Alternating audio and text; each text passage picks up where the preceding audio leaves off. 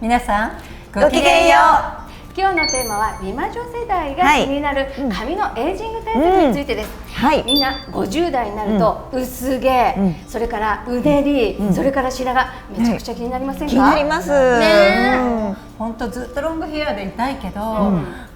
まあうる髪っていうか地髪でいたいなと思って、それ大切よね。大切ですね。そして今日は美しい髪を育ててる3人として選ばれましたけれども、お二人のことも聞かせていただいてもよろしいでしょうか？もちろんです。私た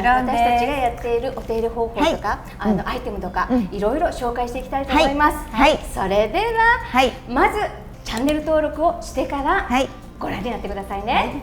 ではレッツ美魔女。はい、私坂村薫、ケア方法をお伝えしたいと思います。はい、私はね白髪ケアね、月に1回基本はサロンさんで、やっております。で薬女というね、専用のケア剤を取り入れた、髪質改善カラーをやってもらってますね。それでまあ月1回なんですけど、でもこういうところなんか生え際どんどん出てくるでしょ。その時はこちらの、サロンドプロさんのダークブラウンかな、ちょっと濃いめなんですけど、こういうヘアマスカラっていうのをこれねちょこちょこってこういう生え際を整えたり、こうね色入れたりしてます。こんな感じで、白髪をケアしてるんですけど、なかなかにちょっと難しいけど、でも白髪だったり薄毛だったり、そういうトラブル大きい悩みにはやっぱりねマッサージかな、血流よくしておくといいかなと思ったので、最近ねちょっとねカッサを買いました。100均で売ってるんですけど、これをねツボとかにね一生懸命押したりして、暇ができた時にもうコリコリやるんですよ。本当に全身ケアのために針に通いだしたんですね。最近週1で行ってるんですけど、まずはちょっと痛いところ、腰だったり肩だったり、すごい私凝り性なんでコリコリなんですよ。それで、もう硬くなってるねって言われて、でやっぱりね頭皮もすごく硬くなってるよって言われて、頭皮ってやっぱり自律神経ですごく硬くなるって言われてるところなんで、もう本当にほぐした方がいいよって言われて、頭頂部にこう血流が回らないからちょっと薄毛になったりとか、なんかこううねりが出たりとかっていうのがあるのかなと思って、本当に最近はマッサージしてあげるようにしました。でこちらの薄毛対策とかしてるんですけど、うねり対策、もうねこの梅雨時になると大変じゃないですか。私もねすっごいもう癖毛なんですよ。もうねなんていうかな、右に寄ってるんですよね、うねりがね後ろ出たり。だからこちらはもうね私はサロンさんに任せて、宿毛矯正を半年に1回、もしくはそのちょっとうねりが出たよっていう時にだけしております。でホームケアとしては私はこちらの薬女のエイジングケアシャンプーを使っております。これね薬女って美容師さんの手荒れをしないように開発された薬剤なので、ほんとねもちろん手荒れもしないから髪にもすっごくいいんですよ。シャンプーしてこれなんか5分ぐらいね置いといてもなんかスーッとこうねなんて馴染んできて、さらっとして、なんかトリートメント剤入ってるんじゃないかって思うぐらい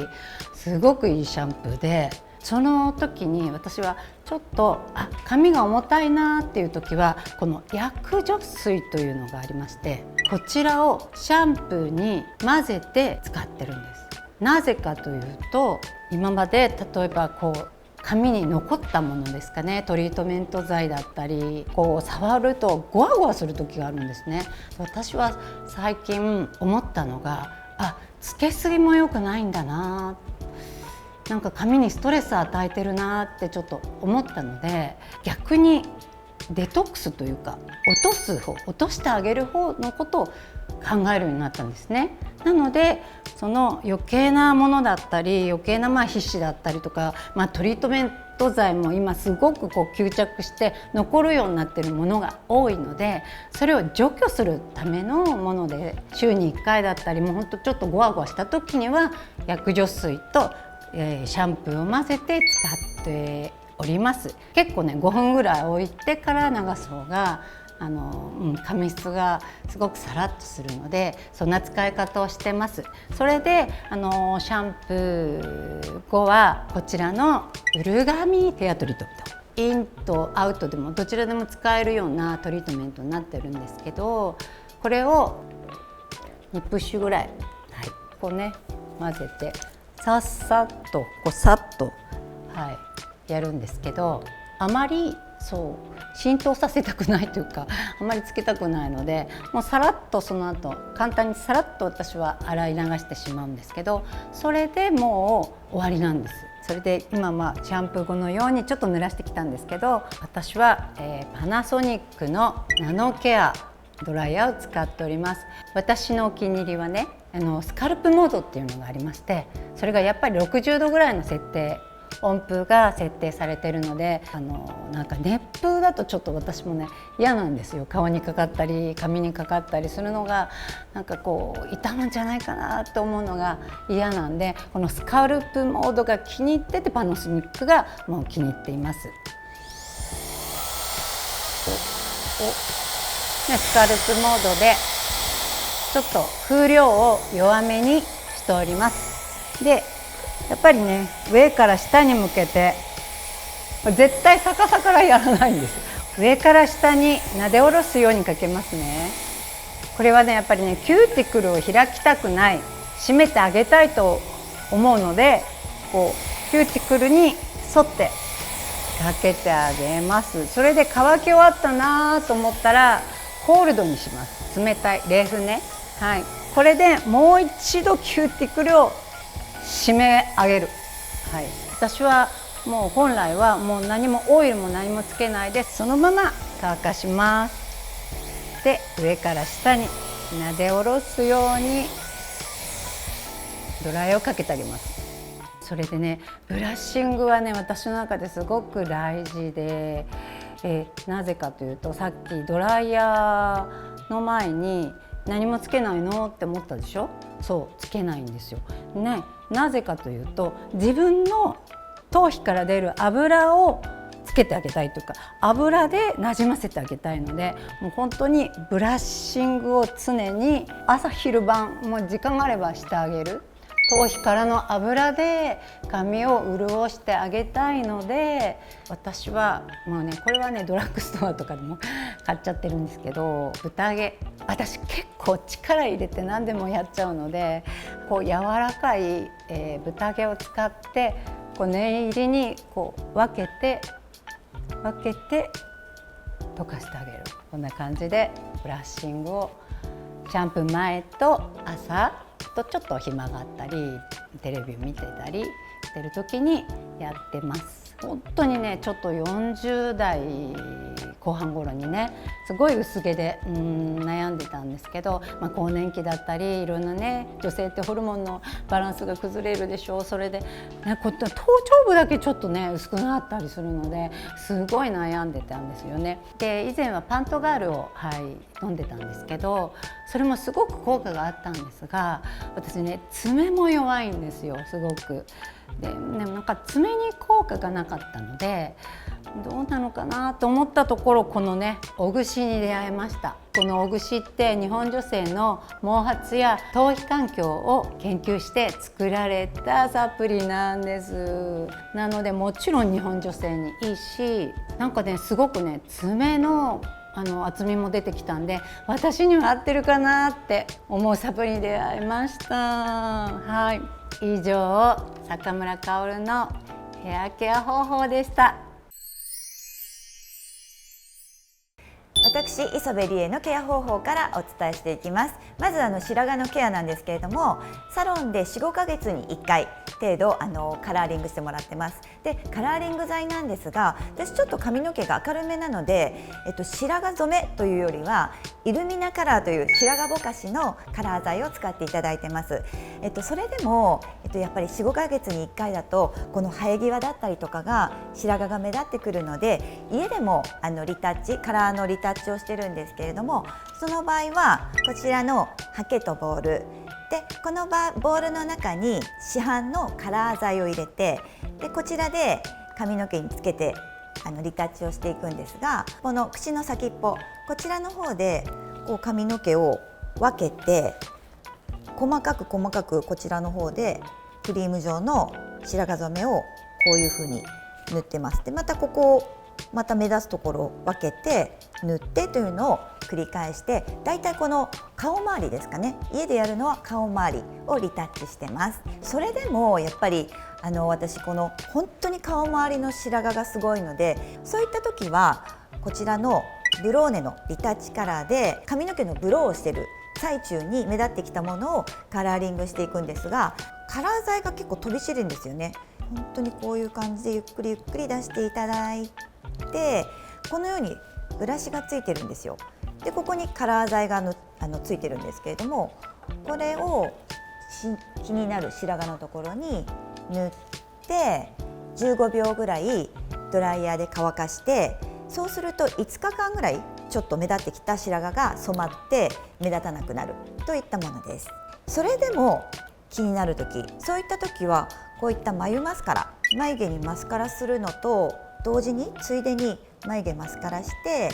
またそのままこの白髪の目立つところに塗るといった方法をとってます。でその日によって結構眉毛の色を変えたりするので、その日の眉毛と同じカラーで目立ってきた白髪をマスカラで染めるといった感じです。そしてお風呂場で、髪の毛のケアなんですけれども、シャンプー前にこのディープクレンジング、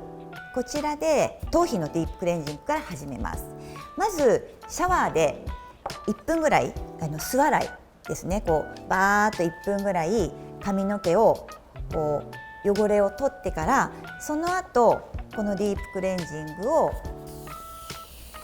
こういうすごくこの先っぽが細かい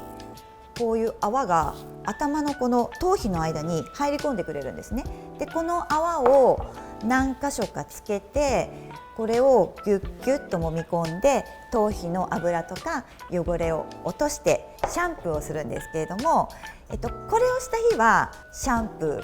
ー1回、こちらがシュワルツコフのローズオイルシャンプー、ローズの香りがすごく良くて女性のホルモンバランスも整えてくれるというシャンプーです。シャンプーとトリートメント、これセットで使ってます。でこちらのシャンプーをまずこれをした日は1回、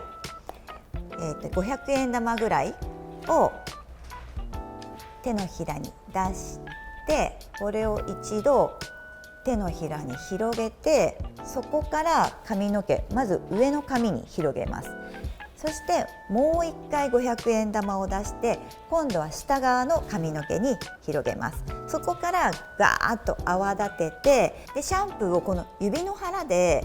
ギュッギュッとこうギューッとこう頭皮をつかみながら、頭皮のこう汚れとか油を押し出しながらマッサージするようにしていくんですけれども、これが美しい髪を育てる、あとはエイジングケアのためにこのようにマッサージしながら毎日シャンプーを泡立ててます。もこもこに泡立った泡を最後ここの毛先の方までなじませて、でその後お湯で洗い流すんですけれども、お湯で洗い流すときは絶対に下を向かないように上を向いてこうシャワーのお水をこうお湯を集めるように頭皮の汚れを落としていきます。そしてシャンプーを流した後、あらかじめお風呂場に持ち込んでおいたタオルで少し拭き取って、その後このトリートメントをまた500円玉ぐらい手のひらに出して、これをまたなじませて、で髪の毛を左側500円玉1個分、右側500円玉1個分、手ぐしでガーッと揉み込むように丁寧に揉み込んでいきます。タオルドライするっていうのは、この髪の毛の水分でトリートメントが薄まらないように丁寧に手ぐしで揉み込んでいくという形でトリートメントをつけます。そして最後髪の毛をまとめて、この状態でお風呂に15分使ってトリートメントをさらに湯気で浸透させます。そして15分終わったらトリートメントをまた上を向いてトリートメントをきれいに丁寧に流すんですけれども、シャンプーほど流しすぎてしまうと、せっかく入れたトリートメントがもう全部流れて毛先がゴワゴワしてしまうことがあるので、若干残っちゃうぐらいで大丈夫です。そしたらもうそこで次お風呂上がってタオルドライをして、次ドライヤーを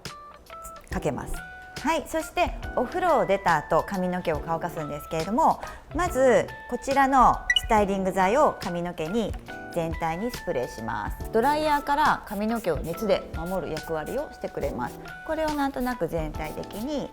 スプレーして、その後このバイオプログラミング、髪の毛の細胞を修復してくれる、水分量を調整してくれるというドライヤーなんですけれども、これ顔のリフトアップ効果もあるみたいで、ドライヤーかける時って顔に熱風が当たるのって気になるじゃないですか。これは全然当たっても大丈夫というやつです。でこれをまず手ぐしで頭皮の方から乾かしていきます。立ち上がりをつける感じで根元の方は頭皮を重点的に乾かして、その後頭皮側の熱を下に下ろすような形でこのようにドライヤーをかけていきます。なんとなく乾いてきたら、今度はこの宴のブラシ、頭皮の油を髪の毛全体に行き渡らせて髪の毛のツヤを出してくれるというものです。美容師さん推薦のものなんですけれども、これで溶かして夜はこれだけで髪の毛のケアは終了です。そして寝る前にこちらのスカルプブラシ、これでテレビを見ながらこうやって髪の毛の頭皮のマッサージをしていきます。頭皮が硬くなるとやっぱり抜け毛とか薄毛とかうねり毛とかそういうのにつながるので、なるべくこれで丁寧にケアするようにしてます。そして翌朝また、こちらも全体的に髪の毛に、特に重点的に根元の毛先の方にスプレーをして、もう本当に手でお水をバーって触って、そのまま髪の毛をバーって濡らすような感じで濡らして、まず前髪を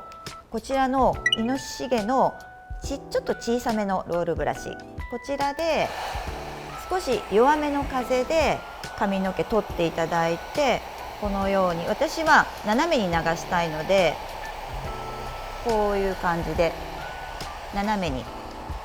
一度ブラシで髪の毛を取って、そこからドライヤー当ててこのまま横に流します。で流した後ちょっと手で整えると綺麗に前髪が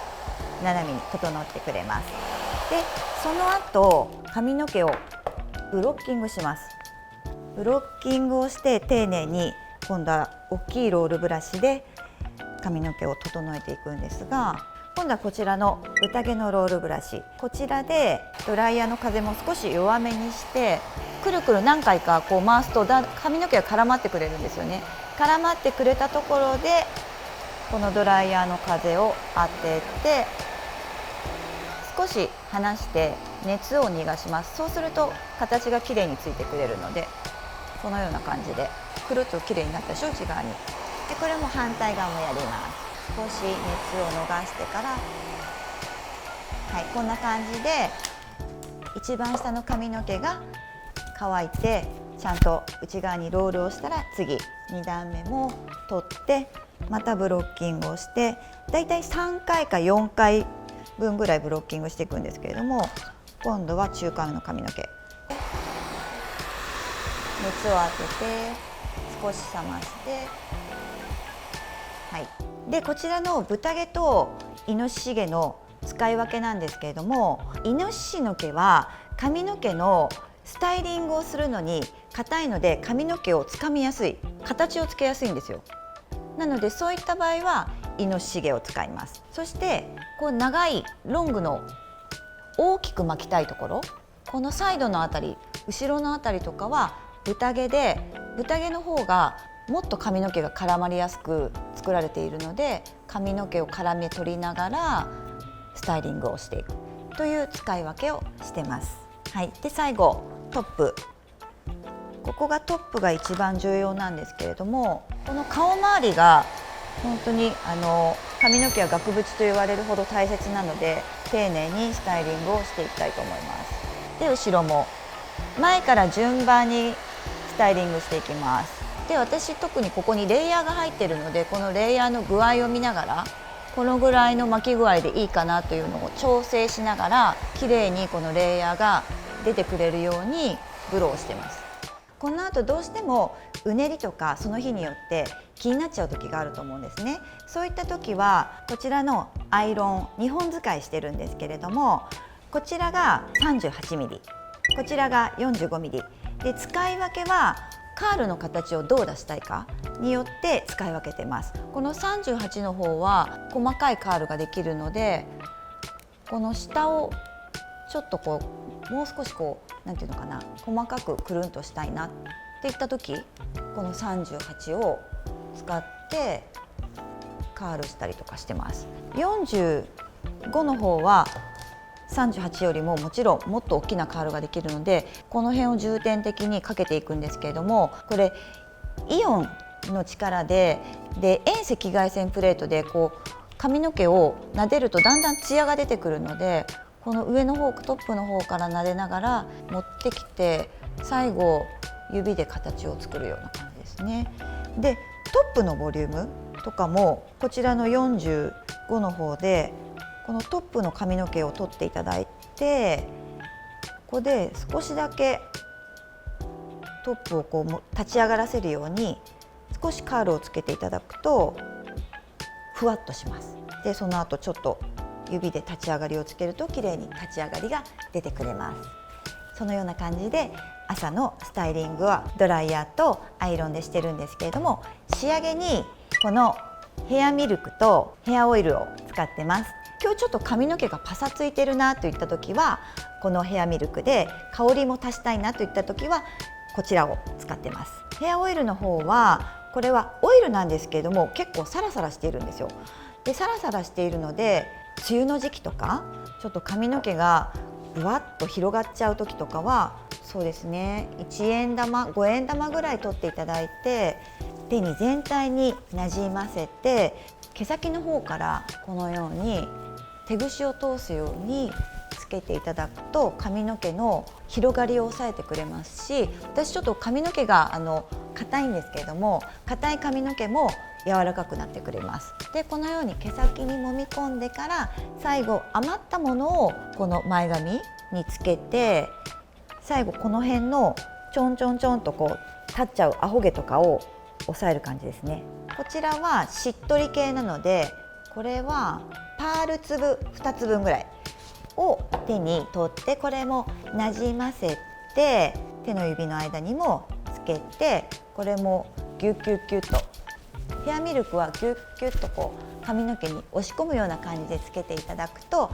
パサパサの髪の毛がしっとりします。これは余談というか、私がそう思うというアイテムなんですけれども、こちら私今更年期でこのルエストロジェルというホルモン系のジェルを使ってます。このジェルを使い始めてから少しやっぱり髪の毛にツヤが戻ったかなっていうイメージがありますし、婦人科で処方していただいてるんですけれども、婦人科の先生も髪の毛のツヤだったりとかお肌のツヤだったりとかが良くなりますよということはおっしゃってました。そして私睡眠不足、ストレスがあるとすぐに髪の毛が、特にこの前の毛のあたりが本当に薄くなってくるんですが、そういった時はこのですね、睡眠導入剤、こちらを夜寝る前に1粒飲んで寝るんですね。で朝まで寝れるように使うんではなくて、最初の入眠の時少し深い眠りに入るために使ってるんですけれども、これを使い始めてからその抜け毛、ストレスの抜け毛とかが減りました。これはもう私個人の感想なので、もし悩んでいる方、よく眠れないなという方は試してみてもいいと思います。以上、私のヘアケア方法でした。私、角谷真由美の、ヘアケアを紹介していきたいと思います。まずは一番気になっているのが私、白髪です。私普通にこうカラーリングをしていると痛いとかなんか突っ張ってるっていう感覚があって、でそれが1週間ぐらい続いたりとかしてなんだろうと思ってたんですけど、これは多分なんかアレルギーを起こしてるっていうのが分かったんですよ。なので、3週間に1回頭皮を傷めないっていうようなカラーリングをしてもらってます。なので頭皮のもう直接そこから塗るのではなく、頭皮から上の部分からもうシューって塗ってもらってるようにしてます。そうすると全く頭皮が傷まないという状態と、髪の毛のパサつきっていうのも前よりかはあんまり感じなくはなってきてます。とはいえ3週間に1回なのでホームケアっていうのも大切にしてるんですけれども、じゃあ自宅で白髪が気になるっていう時はどうしているかと言いますと、こちらのサロンのプロの、私はこれライトブラウンというのを使ってるんですけど、マスカラみたいになっているので、実際にこういう形でシュシュシュシュシュシュっと上から、それから中ですね、中もこういう形でシュシュシュシュっと軽く塗る感じですね。で私の場合気になるのが薄毛なんですよね。これね15年ぐらい前になりますけど、今の会社に、社長就任してっていう時に、もう3時間ぐらい 2,3 時間しか寝ないで、160キロの車運転をして、埼玉の方、東京から埼玉っていうので毎日運転し、朝7時40分には会社にいる、みんながいない状態のところからもう一番最初に行ってみたいなことをやってたんですけど、それ4年間続けてたらいつの間にかもうこの辺本当に頭頂部が薄くなっちゃったと思って、本当にもう大ショックを受けて、これどうにかならないかなっていうのはあったんですけど、これもマッサージしかないなと、自宅で自分でやろうと思いました。なのでもうマッサージはもうこういうのは欠かさずやってるのと、プラス私はこちらのブラシですね、ラカスタのブラシなんですけれども、ゴムになっているので柔らかいので、頭皮についた時に痛くない、硬くないっていうのがあるので、これでこうやって撫でながらマッサージしていくということをやってます。これをそうですね、1年ぐらい続けてくらいからですかね、睡眠もちゃんととるようにしたっていうのがあって、そしたら髪の毛も少しずつ元気になってきたっていうのがあるので、マッサージと睡眠っていうのは大切なことかなと実感している今日のこの頃っていう感じです。では次に自宅での、ヘアケアのご紹介をしていきたいと思います。私が使っているのは、シャンプーはこちらのリファになります。それとトリートメントがあるんですけれども、すいません、ちょっと壊れてしまって今日お持ちすることができなかったんですけれども、それをペアで使ってます。そして3日に1回っていうので、このオージュアのヘアトリートメントを使ってます。シャンプーは普通にもう本当にマッサージをしながら、こうマッサージをしながらっていう感じで泡立ててして、で毛先の方はその泡でこう洗っていくっていう感じで、お湯で落としますよね。で、トリートメントは体を洗っている最中に、まずはこのリファのトリートメントをすぐにつけた後に流してしまいます。でその後に3日に1回こちらのオージュアのトリートメントをつけていくようにします。こちらは小さじ1杯ぐらいな感じで取っていただいて、全体になじませるということをやってるんですけれども、それで髪の毛こう一本一本みたいな感じですね、すり伸ばしていくっていうことをやってます。でその後にこちらのコームですね、これはサボンさんのコームなんですけども、これで、トリートメントをきれいにこう全部髪全体に整えて、その後、ゴムで結んでしまって、その間に体を洗うんですね。で体を洗った後に最後にトリートメントをきれいに洗い流す。そうするとつるっと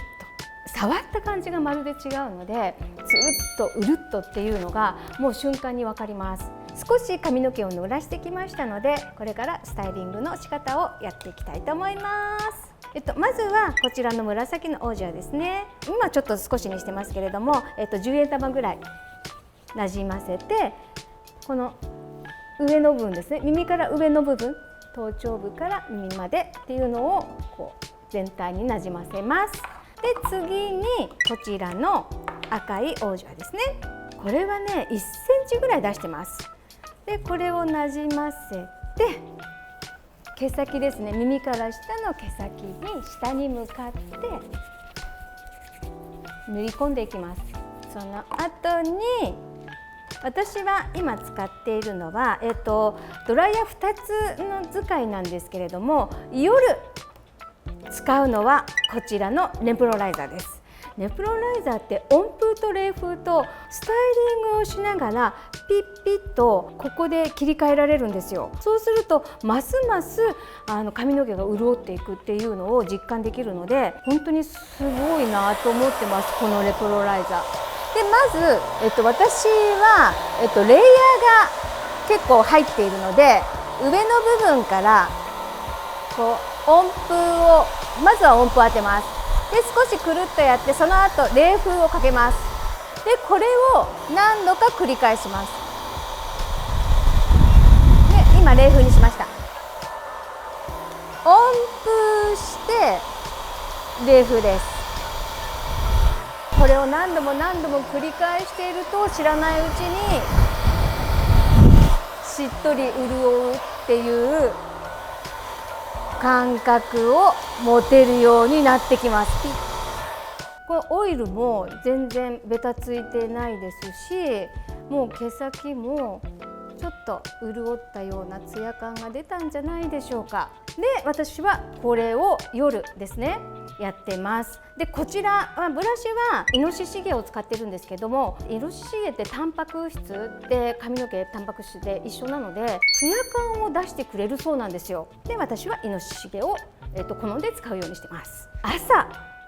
なんですけど、これレプロライザーって実は重たいんですよ。なので短めで、こちらダイソンを使ってますね。これはもう強風が吹いてくるので、あっという間にスタイリングができるので、これを気に入って使ってるんですけど、割と夜レプロライザーを使っているので、朝そんなには崩れてません。私こちらのオージュアの赤を使うようになってから朝すごいしっとりしているんですよ。なのであまり今使わないようになっていて、起きたそのままのしっとり感でこちらのドライヤーでスタイリングをするということをしてます。こちらも同じですね。私うねりはあんまり今ないんですよ。ただ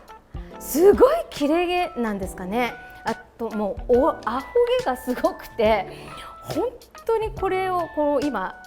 重宝してるんですけれども、こちらアホ毛対策用のこちらもマスカラ風になってるものなんですけれども、こうちょっと立ってるところをシュッシュッとなじませてきれいに整えていく、アホ毛をなくしていくっていうことをやってます。で体の中にね入れるものとして、やっぱり髪といえば亜鉛なので、こちらの亜鉛のグミサプリを朝と晩1粒ずつ食べるようにしてます。髪の毛は本当に大切だと思います。もう薄毛対策、それから白髪対策、もう白髪はもしかしたら65ぐらいになったら白髪でもいいかなっていうのは思ってますけれども、薄毛とうねりっていうのをきっちりと対策してまいりたいと思います。タイムレスビューティー。はい、はい、以上、うねり、白髪、薄毛対策をそれぞれにご紹介させていただきましたけれども、どうでした？ 3 人ともいろいろやってきて、それで自分の髪質に合ったものを見つけた、きたんだなって思いました。私あれですよ、りえちゃんのこれいろいろ私ちょっと入れてましたよね。いろいろもうプロ級ね。なんか今手探り状態でもいろいろその乾燥だったりとかうねり、それこそ薄毛が気になってるので入れてるんですけど、どんどんなんかカオルさんのそのそぎ落とすっていうのも、まあもう余計なものを入れ込まないというか、素晴らしいっていうのも、でまゆみさんも全然ちょっと私よりは全くシンプルで、もうズボラなんです私。いやそれぞれ皆さんあるんだなと思って見てました。共通してるのがストレスが禁物っていうことと睡眠が大切。はい、これは本当にそうなんだなって思いました。3人とも共通してますよね。睡眠がこんなに髪にねダメージを与えるっていうのはね、すごく実感しますもんね、私たちね。実感しました。やっぱりね、血流を良くして、そうです、マッサージしてあげるってことも大切だと思いました。はい、ありがとうございます。ではですね、はい、皆さんも使っているこんないいアイテムがあるよということをコメント欄にいただけたら嬉しいです。はい、この動画良かったよと思ったら、ビバンジョスタイルのチャンネル登録といいねもよろしくお願いします。ではまたね。